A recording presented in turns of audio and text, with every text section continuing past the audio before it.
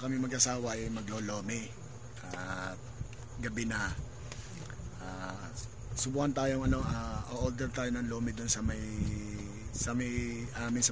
likod ng 7-Eleven sa ang pangalan ng lomihan ay 26. Ayan, ang pangalan niya dito sa may likod ng 7-Eleven, sa sakop pa rin ng aming barangay. Ayan, pero dalawang beses ang ginagawa sa amin yun. Dalawang beses na nangyayari sa amin. Umorder kami ng jumbo, 80 pesos. 80 pesos ang presyo ng jumbo tapos ang special 60. Nung unang kain namin, may mga kasabay din kami. Pinakita rin namin na talaga na walang kalaman-laman, puro sabaw. Kaya ngayon tinesting uli namin. Umorder ako kanina. Hindi ko lang dala ang cellphone ko at naulan nga. Tapos pagpunta ko doon, matagal din ng mga halos kalahating oras din ako nagantay. Tapos nung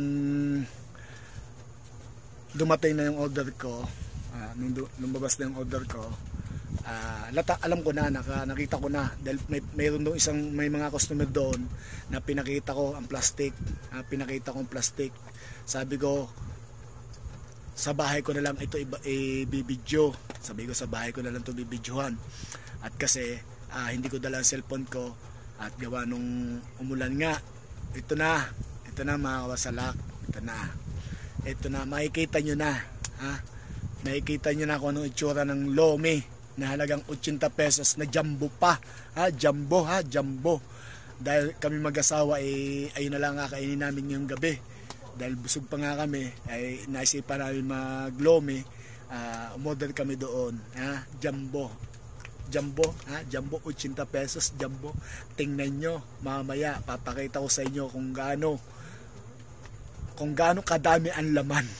Tingnan nyo, tingnan nyo mga kawasala kung ano ang laman ng jambong lomi na yon. Kaya ang ginawa ko mga kawasalak, umuwi ako, sabi ko sa asawa ko, isalin mo at bibidyohan ko. Sabi ko sa asawa ko, isalin mo at bibidyohan ko kasi hindi ko nga dala ang cellphone ko at gawa nga umulan, kaya naiwan ko ang cellphone ko. Kaya sabi ko, dito ko na lang bibidyohan. Ito, mga kawasalak, huwag kayong mabibigla. Ito na, ipapakita ko na sa inyo kung gaano kadami ang jumbo na lomi. Halagang 80 pesos. Nagbabayad tayo sa mga lumihan ng tamang presyo. Pero sana naman bigay nila ang tamang order natin. Bigay nila ang tamang order natin. Halagang 80 pesos, manloloko sila ng kapwa. Nagtayo sila ng ganung mga tapsihan, lumihan. But kailangan pa nila manggulang. Hindi porket hindi natin kita yung kanilang pagluluto doon. Pag-order tayo ng take-out, iaabot na lang sa atin. Ganun ang gagawin nila.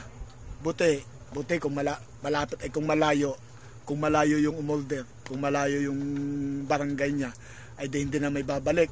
Masasayang lang ang kanilang ibinili. Ay napakahirap ng gano'n na manluloko ka ng kapwa dahil lang sa gusto mong kumita. Hindi pwede yun, masama yun. Sana maging aral to sa inyo.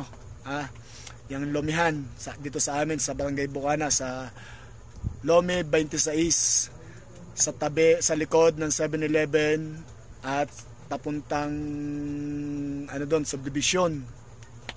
Sa papuntang subdivision, doon nyo makikita yung Lomi 26 na yon. Doon nyo makikita yon kung gaano sila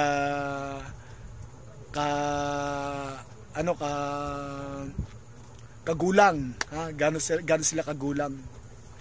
Inulit ko, hindi man dapat gano'n ang gawin nila, na hindi porket hindi natin kita yung kanilang pagluluto at hindi natin kita yung kanilang binibigay sa ating order, saka lang natin makikita pag naiuwi na natin yung mga tinetake out natin, saka lang natin malaman na ganun pala ang laman.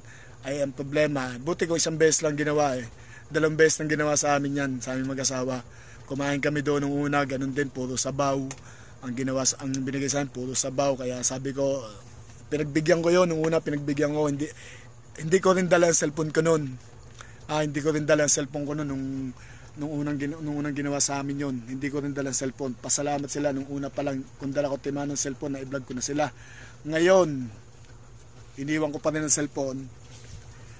Ang ginawa ko, dito ko na binidyohan.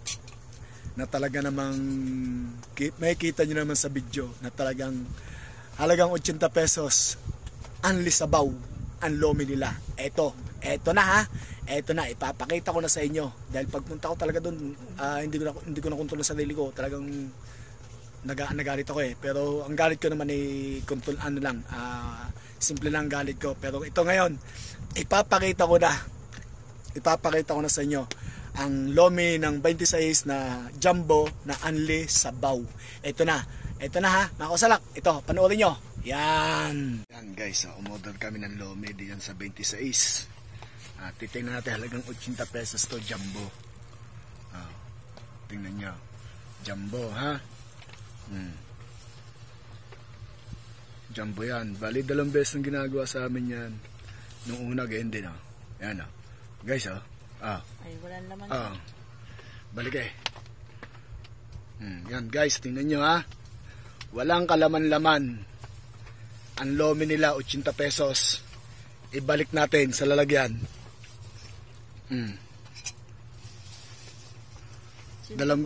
Dalawang beses nang ginawa sa akin yan. Ano, boys Yan balik natin, balik. Pasisikatin natin yung loming yan, yung 26 na yan, mga magugulang. Yan. Yan. Okay. Sinabi mo na sa kanilang ganyan. Kitang-kita naman, ha? Kitang-kita nyo naman ang pagsasalin. Okay. Ito sa lomi 26. Dalawang beses nang ginawa sa amin to. Bumili kami ng jumbo, puro sabaw. Yan, tingnan nyo. Yan, dito yan sa Barangay Bukana, sa 26. Dalawang beses na kami kumain dito.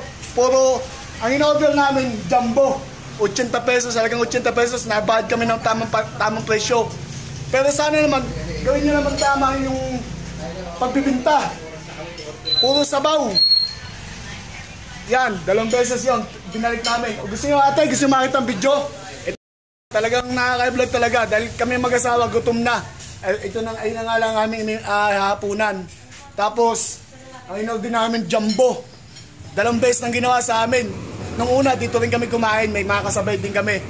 Nagtawanan lang yung mga kasabay namin.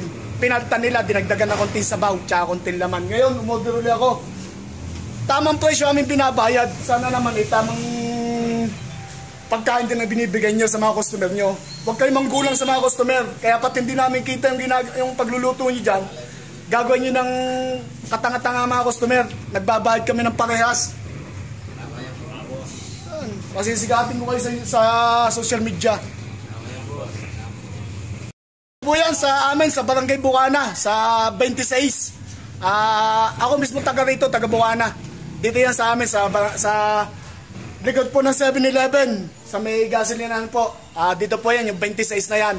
Kaya kung gusto nyo kumain, tingnan nyo muna ang mga order nyo pagka magte-take out kayo. Yan. Bukas, sa YouTube na kayo, social media, tsaka sa Facebook. Abangan nyo sa YouTube channel ko. Yan, dito yan ha. Yan o. Kagaganda pa naman ng kanilang mga presyo dito. Yan. Niripan na lang namin yung aming binayad. Sana sa susunod, yung tamang order naman yung ibigay nyo. Yan. Yan, mga nagluluto yata mo ito Yan. Dito yan, oh. 26. Naibigay nyo po yung lang nyo. Ayan, si Kuya. Kinuha na rin yung baya, yung kanya niripan na rin. Namin kayo tinatawag. Sinayas. Yan, niripa na rin.